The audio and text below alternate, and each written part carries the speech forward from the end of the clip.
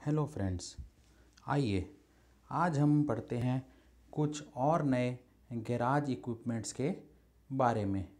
सबसे पहले आज हम पढ़ेंगे अबाउट ब्रेक एफिशिएंसी टेस्टर और सिंपली ब्रेक टेस्टर। जैसे कि इसका नाम सजेस्ट करता है, एक ऐसा इक्विपमेंट जो कार्स की ब्रेक्स को टेस्ट करेगा कि वो कितनी एफिशिएंट हैं। तो आइए देखें ये किस तरह से जो है टेस्ट करेगा। It is use to test the brake performance. It works on principle of chassis dynamometer. The brake performance is measured on chassis dynamometer principle. It consists of roller bed and measuring unit. The vehicle is placed on roller bed so that the rollers attempt to rotate the wheels or stop the rotating wheels of the vehicle. आपने देखा होगा कहीं ना कहीं इस तरह से दो रोलर रहते हैं जो कि ज़मीन पे लगे होते हैं और ये दोनों ही रोटेटिंग होते हैं। रोटेटिंग होने की वजह से जो है जो कार रहती है उसको इस तरह से लाते हैं और इसका व्हील जो है टायर, ये इस तरह से जो कार रहेगी उसका व्हील यहाँ पे रोलर्स के बीच में लगाएंगे और इन रोलर्स को घुमाएंगे और फिर इन रोलर्स को रोक के ये देखेंगे कि ब्रेक कैसे एफिशिएंटली काम कर रही है एंड वाइसा वर्सा हम इस टायर को चलाएंगे, एक्सेलरेट करेंगे जिससे ये रोलर चलेंगे, जिसके साथ मेजरिंग यूनिट लगा होगा जो कि हमें मेजर करके देगा कि किस तरह से जो है ब्रेक अप्लाई करने के बाद कितनी एफिशिएंटली वो जो है ब्रेक्स गाड़ी को या व्हील्स को रोक पा रही हैं। The wheels of the vehicle whose brakes are to be tested are placed on the rollers which rotate them at desired speed. The brakes are then applied and the readings are taken on the scales. It is static brake testing machine which is quicker and safer. The brake efficiency along with brake drum runout, brake shoe friction is also measured. Second, dynamic brake testing is performed by using decelerometer which is mounted onto the vehicle. The vehicle is driven at desired speed and brakes are applied. Brake efficiency is then directly indicated on scale. It can take into account the effect of weight transfer due to braking. It can be used for vehicles fitted with mechanical servo brakes. इस तरह से दो rollers होते हैं, इनके बीच में जो है कार को व्हील्स को यहाँ पे हम जो है माउंट करेंगे और ये जो कि इसके साथ यूनिट अटैच होगा मेजरिंग के लिए, उस पे हमें जो है रीडिंग्स मिल जाएंगी जिससे हमें ये पता लग जाएगा कि हमारी ब्रेक एफिशिएंसी कितनी है। इस तरह से नेक्स्ट हमारा गैराज इक्विपमेंट का नाम है क्लच फिक्सचर। क्लच फिक्सचर का काम होता है क्लच प्लेट को प्रेशर प्लेट के साथ जो है असेंबल या डिसअसेंबल करना।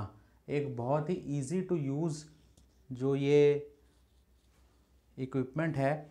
तो आइए देखते हैं इसके बारे में और फिर इसकी वर्किंग के बारे में। Dismantling and overhauling the clutch should not be undertaken unless necessary service equipment. After service and repair, the clutch plate is reassembled. Clutch fixture is a special tool which holds the clutch plate and allow fast and proper dismantling and reassembly of clutch plate. Various parts of clutch plate find their places easily without confusion because clutch fixture holds clutch firmly and assembling points are exposed and accessible for other service tools to do the needful. Clutch fixture is a special design tool for particular type of clutch. A pressure may be provided onto clutch cover through the clutch fixture. This pressure is provided by using an absorber press or other press for the reassembly of clutch under pressure. तो आइए देखते हैं इसकी working क्या है। ये कुछ इस तरह से जो है क्लच फिक्सर होता है, जिसमें एक नीचे बेस रहता है। ये इसकी टांगें या लग्स बोलते हैं इसको, गाइडेड लग्स। एक ही ऊपर की प्लेट है। हम जो है ये प्रेशर प्लेट और क्लच की असेंबली को यहाँ पे रखेंगे। ऊपर से इसको टाइट करके बंद करके यहाँ से जो है प्रेशर नट से इसको टाइट करेंगे। इसको घुमाएंगे, ये टाइट होगा और ये नीचे की तरफ जाएगा। नीचे की तरफ जाने से प्रेशर प्लेट पे जो स्प्रिंग होंगे वो प्रेस होंगे और यहाँ पे हमारा जो बोल्ट होगा उसको हम आई बोल्ट को बाहर निकाल लेंगे और ये हम इसको डिसमेंटल या रीअसेंबल कर सकते हैं। तो आइए इसकी एक बारी वर्किंग देख लेते हैं। सबसे पहले remove the clutch assembly from the vehicle and also from clutch housing. Second number, mount the clutch assembly in a compressing clutch fixture. Number 3, punch mark the clutch cover and pressure plates so that they can be reassembled in their original position in order to maintain balance. खोलने से पहले जो है हम वहाँ पे पंच लगा लेंगे ताकि जब हम उसको रीअसेंबल करें तो उसी पॉइंट पे रीअसेंबल करें जहाँ से उसको डिसमेंटल किया था। Number 4, pressure is applied on the clutch cover through the clutch fixer with the clutch assembly under pressure. Remove the clutch, release lever, eye bolt, nuts and back of fixture nut slowly until all spring tension is relieved. Pressure is relieved on the cover slowly in order to prevent spring from flying out. Number 5, remove the lever struts and eye bolts. Number 6, in this way clutch is dismantled by using the clutch fixture. तो इस तरह से जो है ये spring अंदर आ जाते हैं। ये क्लच प्लेट यहाँ रह गई, ये उसका कवर जो है अलग से बाहर खुल गया और क्लच जो है हम उसको रिमूव कर सकते हैं। तो ये होता है क्लच फिक्सर का काम। इसको वाइसा वर्सा करेंगे तो हम उसको रीअसेंबल कर पाएंगे। हमारा नेक्स्ट गैराज इक्विपमेंट है ब्रेक शू रिवेटर। जैसे कि इसका नाम सजेस्ट करता है, ब्रेक शू रिवेटर का मतलब जो ब्रेक के शूज़ हैं, ब्रेक लाइनिंग है जो कि ब्रेक ड्रम पे लगी होगी, ब्रेक लाइनिंग, उसकी रिवेटिंग करना, यानी कि उसको उस पर असेंबल करना। तो ब्रेक शू रिवेटर जो है वो ब्रेक लाइनिंग को या ब्रेक शू को जो है पुराने वाले को हम उतार लेते हैं और नए वाले को वहाँ पे रीअसेंबल करते हैं। तो जो इक्विपमेंट हमें ये काम करने के लिए मदद करता है उसको हम बोलते हैं brake shoe riveter. Various brake parts may require repair. The brake linings may need to be replaced on the brake shoes. Brake linings are either riveted or bonded to the brake shoe. Brake shoe riveter is used to install new brake linings or brake shoes. It is important to make a careful choice of right brake shoe riveting machine. Besides removing old lining and riveting on the new, it should be possible to finish off the periphery of the relined brake shoe to correct diameter and contour. Suitable sets of die pressed linings already drilled and having countersunk hole with the suitable rivets for attachment to the brake shoes are also available. The die pressed linings can be easily riveted to the brake shoes. बाज़ार में जो है break linings मिलेंगी जो वो already drilled होंगी और rivets के साथ आएंगी। ब्रेक शू रिवेटर का काम है उसको सिर्फ ब्रेक शू के ऊपर ब्रेक लाइनिंग को असेंबल करना या माउंट करना। तो इस तरह की जो है वो एक इलेक्ट्रिकली ऑपरेटेड जो है ब्रेक रिलाइनिंग मशीन होती है, जिसका यहाँ पे काम होता है, ये यहाँ पे जब हम इसको चलाएंगे तो ये रिविटिंग एनविल जो है, ये चीज़, ये उसको जो है रिविट्स को प्रेस करके उस ब्रेक लाइनिंग को जो है असेंबल करने में हेल्प करेगी। जैसे कि आपको पहले से ही पता है कि रिविट्स एक परमानेंट फास्टनर्स होते हैं, और परमानेंट फास्टनर्स को लगाने के लिए रिविटिंग करनी पड़ती है। और रिविटिंग कुछ इस तरह से, अगर रिविट होगा तो नीचे उसको डालेंगे और फिर इधर मशीन से प्रेस करेंगे तो यहाँ पे भी ये वही शेप कुछ इस तरह से ले लेगा। जो भी हम यूज़ करेंगे, चाहे वो फ्लैट टाइप करें, चाहे इस तरह की स्नैप हेड रिविट का इस्तेमाल करें, तो जो ये होता है इस तरह से जो है हम ब्रेक लाइनिंग को इस्तेमाल करते हैं यहाँ पे, और इसके प्रेशर से हम जो है रिविटिंग कर देते हैं।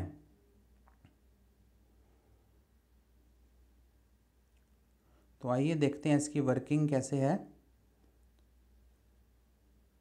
For replacing the old and damaged brake linings by new and riveting them to brake shoes, the following procedure is adopted. Number 1, drill out the old rivets to remove the old linings. सबसे पहले old lining को remove करने के लिए हम जो है उसको ड्रिल मार के जो है रिविट्स को रिमूव कर देंगे। Clean the shoe surface and file of any बर और rough spots. Number 3, wash the shoe in degreasing compound and dry it. Number 4, select one of the new linings and make sure that the rivet holes coincide with those on the shoes in case of die pressed linings. Otherwise, use a brake lining clamp to hold the lining on the shoe in proper position.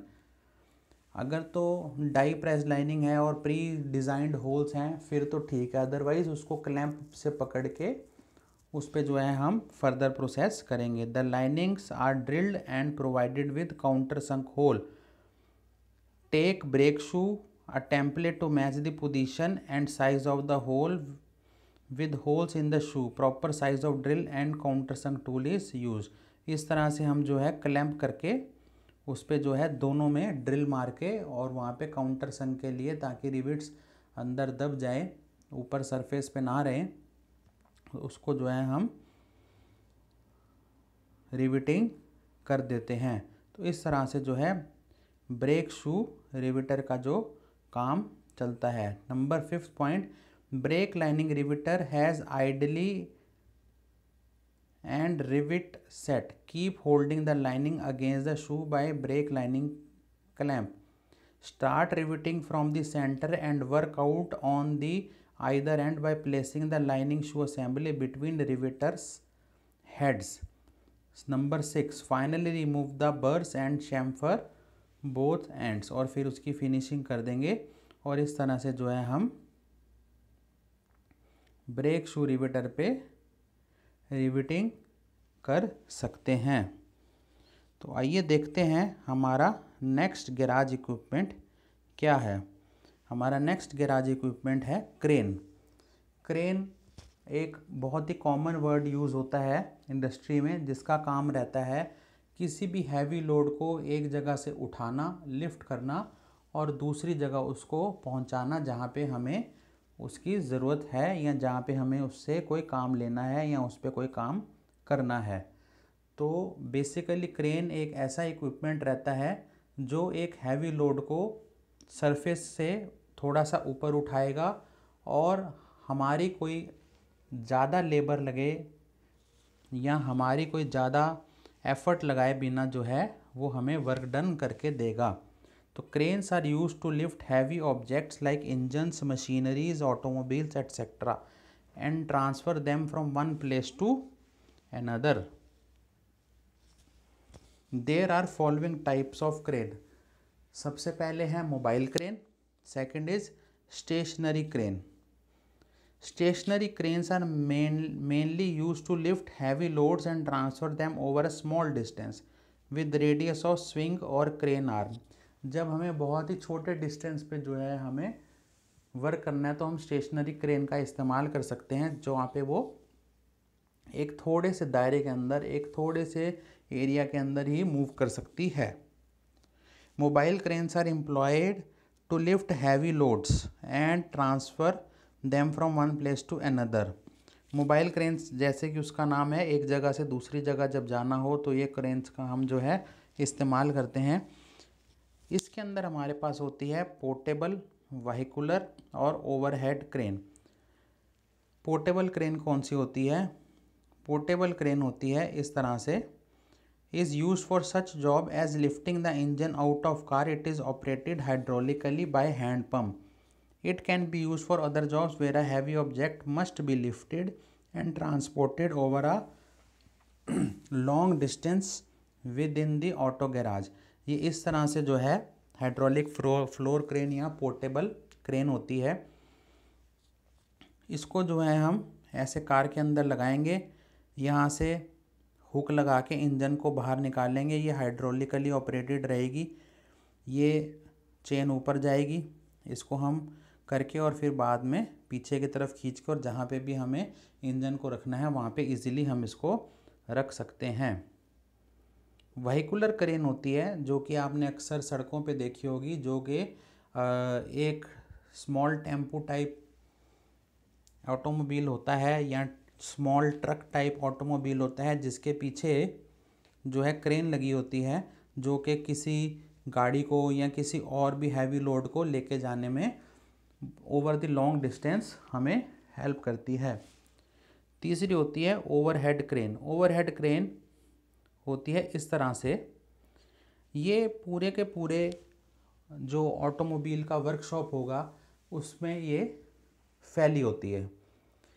उसके एक कोने से लेके दूसरे कोने तक हम जो है छत के आसपास जो है इस तरह से जो है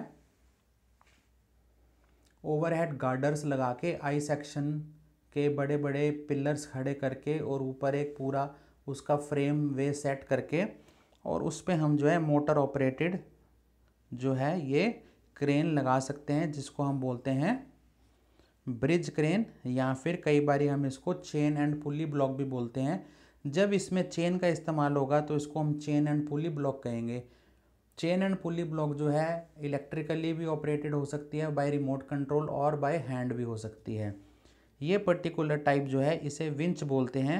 विंच का मतलब एक बड़ा सा ड्रम होगा और उस पर ऐसे वायर लिपटी रहेगी, जो वायर रोप होती है उसको हम विंच टाइप क्रेन कहते हैं।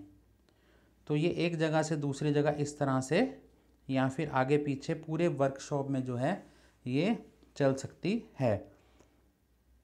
इसका एक लिंक मैं आपको वीडियो डिस्क्रिप्शन में भी दे दूंगा, जिससे आपको क्रेन के बारे में थोड़ा सा और अच्छे से क्लियर हो जाए कि ये किस तरह से जो है काम करती है। तो ये आ जाती है हमारी ओवरहेड क्रेन के ऊपर। Overhead crane is usually employed eight shop floor and operated by electric motor. A simple type bridge crane is example of overhead crane. It lift the loads and move on the overhead girders, या जिसको हम बोल देते हैं guideways, to transfer the load within auto shop. In bridge crane a winch is operated and electric motor suspended through the wheels running on bridge girder. Lifting of loads through lifting hook is controlled by hand operated control panel that moves with the winch. A chain pulley block can also be used with overhead crane to lift and transfer the parts in auto shop. अगर हमें winch type नहीं इस्तेमाल करना तो हम जो है इस तरह से ये चेन पुली ब्लॉक को भी जो है इस्तेमाल कर सकते हैं, जो कि हैंड ऑपरेटेड भी हो सकता है या फिर रिमोट कंट्रोल से मोटर लगा के भी उस पर जो है ऑपरेट कर सकते हैं। मोर और लेस दोनों का सिस्टम वर्क करने का सेम है। ये कन्वेंशनल है और वो मॉडर्न टाइप है विंच वाला। ये हैवी इक्विपमेंट होता है और विंच थोड़ा सा जो है वो लाइटर इक्विपमेंट होता है, क्योंकि उसमें कोई चेन्स वगैरह नहीं होती। तो ये होता है हमारा चेन एंड पुली ब्लॉक। तो इसका वर्किंग देख लेते हैं एक बारी। To lift a load pulling chain on smaller pulley is pulled down continuously so that it rotates the bigger pulley and load is lifted. It may need several rotation of smaller pulley to lift the load. Locking bar is engaged to avoid rotation of smaller pulley in opposite direction. हम जो है ये smaller पुली को यहाँ पे chain से, अगर ये हैंड ऑपरेटेड है तो हम इसको ऐसे ऑपरेट करेंगे। इसके ऑपरेशन से ये बड़ी वाली पुली चलेगी, तो जब बड़ी वाली पुली चलेगी तो हमारा ये वेट जो है ऊपर की तरफ लिफ्ट होगा। तो ये ऊपर लिफ्ट हो, इसके लिए हमें कई बारी इसके जो है रोटेशंस जो हैं हमें घुमाने पड़ते हैं। तो ये होता है हमारा चेन एंड पुली ब्लॉक।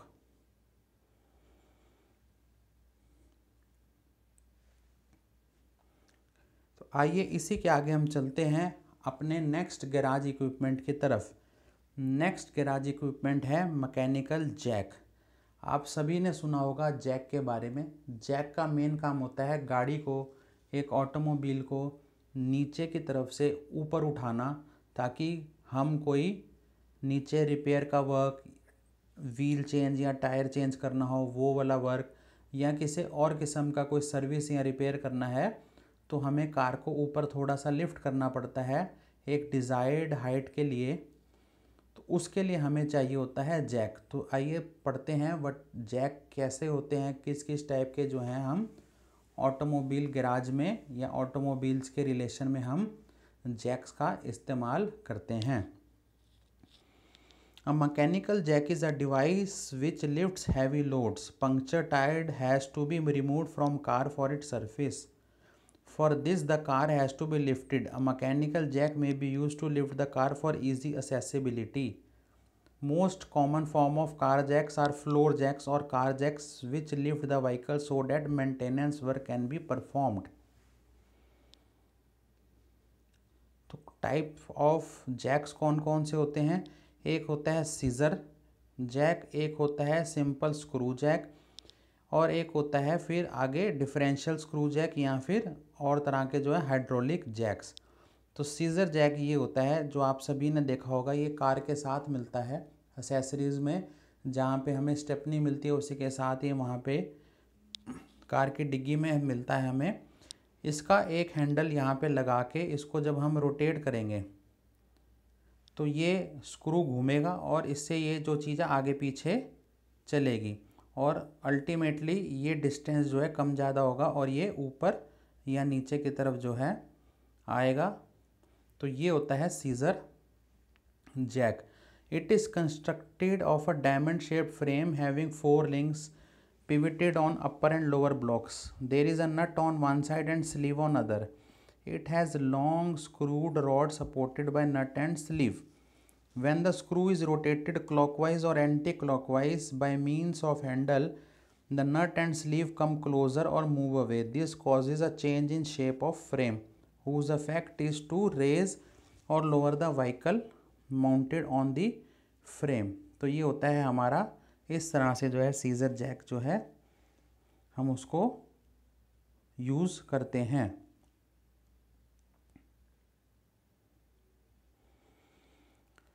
फिर आता है हमारा सिंपली स्क्रू जैक। ये होता है हमारा स्क्रू जैक।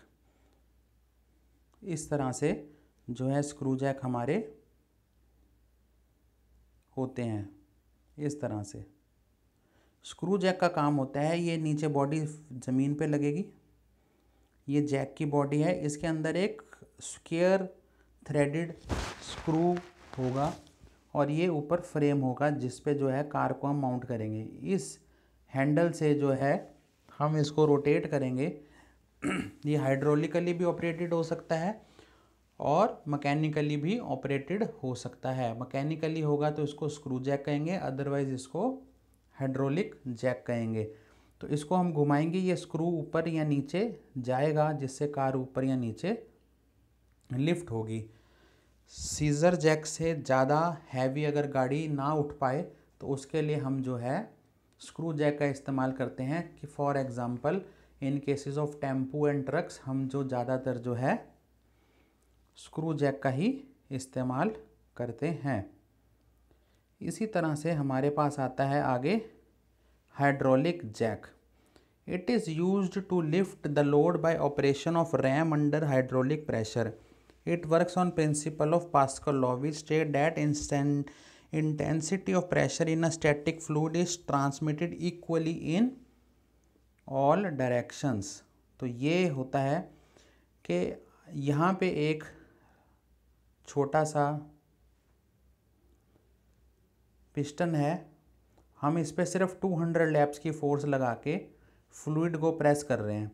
ये फ्लूइड यहाँ से जाके इधर जब जाएगा तो ये 4000 लैप्स तक को जो है उठा रहा है, यानी कि यहाँ पे जो है हैवी कार को ये लिफ्ट कर सकता है। तो इस तरह से जो ये होता है, हम इस प्लंजर को प्रेस करेंगे नीचे, जिससे जो है फ्लूइड यहाँ से निकल के इधर आएगा और इसको जो है लिफ्ट करेगा। ये यहाँ पे रेजरवायर है जिसके अंदर जो है एक्स्ट्रा फ्लूइड है। हम हैंडल को, प्लंजर को नीचे की तरफ प्रेस करेंगे, यहाँ से फ्लूइड रिलीज़ होके यहाँ जाएगा और अंडर हाई प्रेशर ये कार को यहाँ से या व्हीकल को यहाँ से ऊपर लिफ्ट करेगा। और यहाँ पे एक हमारे पास वॉल रहती है, इस वॉल को जब हम ओपन करेंगे तो सारा का सारा प्रेशर रिलीज़ होगा और ये एक्स्ट्रा फ्लूइड जो है, जो प्रेशराइज्ड में यहाँ था, वो वापस इधर आ जाएगा रेजरवायर में और ये हमारा जैक वापस से इनिशियल पोजीशन पे आ जाएगा। तो ये होता है हमारा इस तरह से जो है वर्किंग ऑफ हाइड्रोलिक जैक, कि हमने प्लंजर दबाया, लिक्विड यहाँ से निकल के यहाँ गया और ये जो है इसने कार को उठाया। बहुत ही सिंपल प्रोसेस है।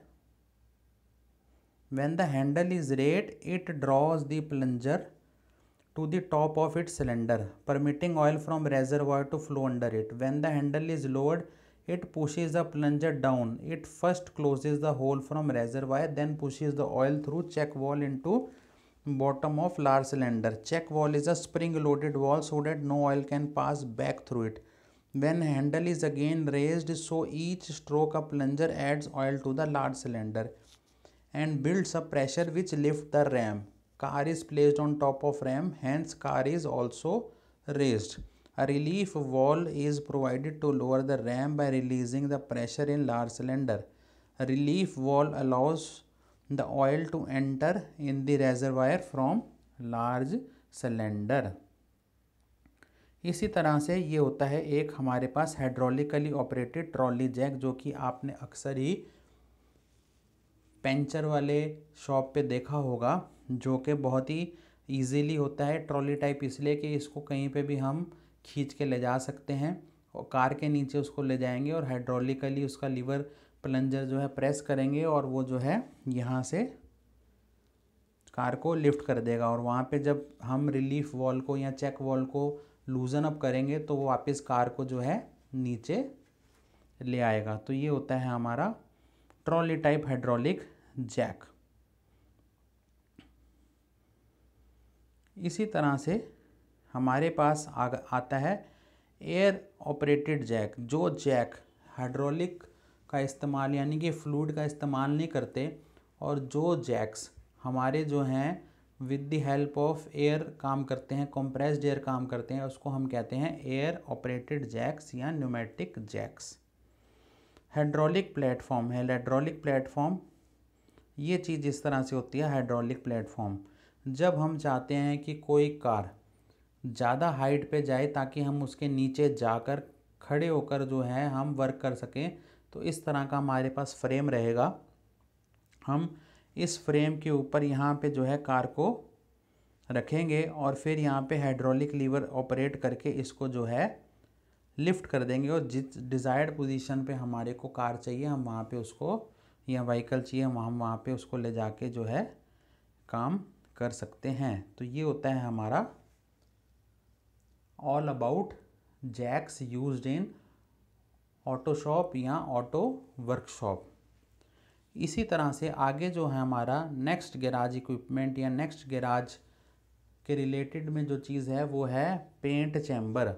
जैसे कि नाम सजेस्ट करता है पेंट चैम्बर। पेंट चैम्बर एक कमरा रहता है, एक कमरा होता है जिसके अंदर हम व्हीकल को ले जाते हैं और वहाँ पे अलग अलग जगह पे सूटेबली जगह पे नोज़ल्स रहते हैं जो कि कार को पेंट करने के लिए हेल्प करते हैं। तो कार को पेंट करने के लिए जो चैम्बर में ले जाना ज़रूरी इसलिए है क्योंकि बाहर अगर हम उसको पेंट करेंगे तो फॉरेन पार्टिकल्स या डस्ट जो है पेंट पे चिपक सकती है, जिससे कि पेंट का जो सरफेस है वो स्मूथ नहीं आएगा और पेंट सही से नहीं हो पाएगा। तो हम उसको एक बिल्कुल क्लीन चैम्बर में ले जाते हैं जहाँ पे कोई भी डस्ट पार्टिकल या कुछ नहीं आता, और फिर वहाँ पे हम जो है उसको अंदर जो है या तो विद दी हेल्प्स ऑफ, अगर वो ऑटोमेटिक चैम्बर है तो with the helps of nozzles उसको पेंट करते हैं, या फिर रोबोट्स की मदद से पेंट करते हैं, या फिर इवन उसके अंदर वर्कर जाके, एक पर्सन जाके और वो पूरा प्रोटेक्टिव गियर डालेगा जिससे पेंट के फ्यूम्स उसके ऊपर जो है इफ़ेक्ट ना करें, और फिर उसको वो जो है ऑपरेट करके आएगा, उसको जो है पेंट करके आएगा। तो पेंट चैम्बर क्या होता है? It may also called as a spray booth. Paint chamber is an enclosed space in which painting work of a vehicle is done. It prevents the paint from dust, dirt, mist, and other foreign particles present in atmospheric air. Spray chambers are usually indoors and are pressurized by compressed air so that is a positive pressure is maintained to keep out dust and other suspended particle from chamber. The equipments are used in chamber to filter the air inside the chamber and supply fresh air. At least one inlet for air and a fan are introduced in the enclosed space of the spray chamber. The velocity of inlet air is controlled. Although the intake air is filtered, if the air pressure in booth was lower than the surrounding area, dust would enter and stick to the painted surface. तो ये बहुत ज़रूरी है कि painted chamber के अंदर जो है एयर प्रेशर प्रॉपर हो, कि अगर वो लोअर होगा तो बाहर से जो है डस्ट या फॉरेन पार्टिकल्स अंदर जा सकते हैं। तो ये जो है हमारा पेंट चैम्बर सिंपल, ये इस तरह से जो है एक रूम रहता है जिसके अंदर कार को भेज दिया जाता है और फिर उसको पेंट किया जाता है। तो ये है हमारा पेंट चैम्बर। इसी तरह से हमारे पास होती है paint spray gun. Paint spray gun होती है, spray painting is one of the best method to apply paint on the automobile bodies. The basic principle of spray painting is to atomize the paint in form of fine spray and injection energy is used to deposit it to adhere on the automobile body. तो हमारे पास कौन कौन से type की paint spray gun है?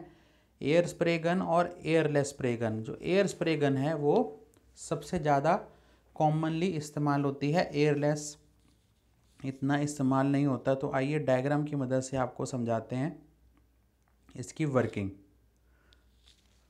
ये यहाँ पे एक छोटे से बॉटल में पेंट को डाल दिया गया जिससे एक पाइप यहाँ पे नोज़ल्स पे कनेक्टेड है। ये जब लीवर हम प्रेस करेंगे, यहाँ से जो कंप्रेस्ड एयर जा रही है वो कंप्रेस्ड एयर यहाँ से फ़्लो करेगी। जब ये यहाँ से फ़्लो करेगी तो due to high velocity of this compressed air यहाँ पे एक लो प्रेशर आएगा, जिसकी वजह से जो है ये पेंट इस नोज़ल से जाके इधर, इस पाइप से जाके इधर बाहर आएगा, और कंप्रेस्ड एयर की वजह से वो एक स्प्रे फॉर्म में या मिस्ट फॉर्म में, जैसे कि एक डिओड्रेंट के अंदर से गैस निकलती है, डिओड्रेंट के अंदर से स्प्रे निकलती है, उस तरह से जो है ये स्प्रे निकलेगी बाहर और हम उसको पेंट कर पाएंगे। तो ये होती है पेंट स्प्रे गन, और यही इसी तरह से इसकी जो है वर्किंग रहती है। पेंट स्प्रे गन अलग अलग स्टाइल की भी हो सकती है। ये एयर कंप्रेसर लगा है, इसमें बॉटल जो है नीचे की बजाय ऊपर को माउंटेड है। इसका वर्किंग का प्रोसीजर और प्रिंसिपल एक जैसा ही है। ये भी एक तरह की जो है पेंट स्प्रे गन है, अलग अलग डिज़ाइन की, जहाँ पे ये अलग लाइन पे जो है कंप्रेसर दिया हुआ है और अलग लाइन पे जो है पेंट का कंटेनर दिया हुआ है और हैंडल जो है अलग से दे रखा है। तो ये होती है हमारी एयर स्प्रे गन। इसी तरह से हमारी होती है एयरलेस स्प्रे गन, यानी कि जिस गन में कोई एयर का इस्तेमाल नहीं किया जा रहा उसको कहते हैं एयर स्प्रे गन। तो यहाँ से जो है normal air supply from the atmosphere जो है यहाँ पे आएगी, यहाँ पे एक प्लंजर पंप होगा जिसको हम ऊपर नीचे करके यहाँ प्रेशर बनाएंगे और अंडर प्रेशर ये फ्लूइड यहाँ पे पेंट यहाँ आएगा। जब हम इसका पेंट का गन यहाँ से प्रेस करेंगे, इसको यहाँ से प्रेस करेंगे पेंट गन को, जब हम इस लीवर को प्रेस करेंगे तो जो है पेंट जो यहाँ पे प्रेशराइज्ड फॉर्म में होगा वो एक स्प्रे फॉर्म में यहाँ से बाहर निकलेगा। ये कुछ ऐसा है जैसे कि होली की पिचकारी रहती है जिसमें हम प्लंजर को पीछे से पंप को प्रेस करते हैं और फिर जब हम आगे से उसका लीवर प्रेस करते हैं तो आगे से जो है पेंट जो है बाहर निकलेगा इन स्प्रे फॉर्म। जो है नोज़ल है ये एडजस्टेबल नोज़ल रहती है जिसकी वजह से वो जो है पेंट स्प्रे फॉर्म में आएगा। इसी तरह से हमारे पास नेक्स्ट होता है गैराज इक्विपमेंट में पेंट ड्राइंग इक्विपमेंट। जब हम किसी भी ऑटोमोबाइल को पेंट कर देते हैं तो ये बहुत ज़रूरी है कि वो एक प्रॉपर तरीके से जो है ड्राई आउट हो जाए ताकि उसमें किसी भी तरीके का कोई पेंटिंग डिफेक्ट ना आए। तो उसके लिए हम जो है या तो उसको हॉट एयर अवन यानी कि एक अवन होगा और उससे एक हॉट एयर पास कराई जाएगी और चैम्बर के अंदर जो है गर्म हवा से जो है हम उसको पेंट को सुखाएंगे ताकि वो जल्दी सूख जाए और उसमें कोई डिफेक्ट ना हो। या फिर दूसरा ऑप्शन होगा infrared drawing equipment. Infrared drawing equipment क्या होते हैं? इंफ्रारेड ड्राइंग इक्विपमेंट होते हैं इस तरह से हीटर। जैसे हम सर्दियों में हीटर इस्तेमाल करते हैं, कुछ इस तरह के हीटर हैं जिनको हम जो है चैम्बर में ले जाते हैं और वहाँ पे इंस्टॉल कर देते हैं जिससे कि इंफ्रारेड रेज की मदद से यानी कि हीट की वजह से जो है पेंट जो है ड्राई हो जाता है। तो इसको हम बोलते हैं पेंट ड्राइंग इक्विपमेंट्स। तो उसके अंदर जो है हमें इंफ्रारेड ड्राइंग इक्विपमेंट्स के बारे में कि this type of paint drying equipment uses an infrared lamp or an infrared heater as a heat source. The infrared radiation from the heat source are directed on paint for drying the paint. तो इस तरह से जो है paint को dry किया जाता है with the help of paint drying equipments. या तो हॉट एयर अवन हो, एक अवन चल रहा हो, साइड में कोई हीट सोर्स हो और उसके ब्लोअर फैन से उसकी हीट जो है, जो सर्दियों में हीटर होते हैं ब्लोअर फैन वाले वो नॉर्मल वाले हीटर कहलाए जाएंगे। एक बड़ा अच्छा example of hot air oven. और इसी तरह से जो है जो हमारे कॉइल टाइप होते हैं जो एक ऑरेंज रंग की बहुत ही हाई इलेक्ट्रिसिटी पास होने की वजह से हीट सोर्स देता है और उसमें कोई फ़ैन नहीं होता, तो उसको हम बोलते हैं इंफ्रारेड ड्राइंग इक्विपमेंट। तो ये था हमारा आज का कुछ टॉपिक्स अबाउट गैराज इक्विपमेंट्स। मैं उम्मीद करता हूँ आपको आज के ये टॉपिक क्लियर हुए होंगे। Thanks for your time, thanks for watching।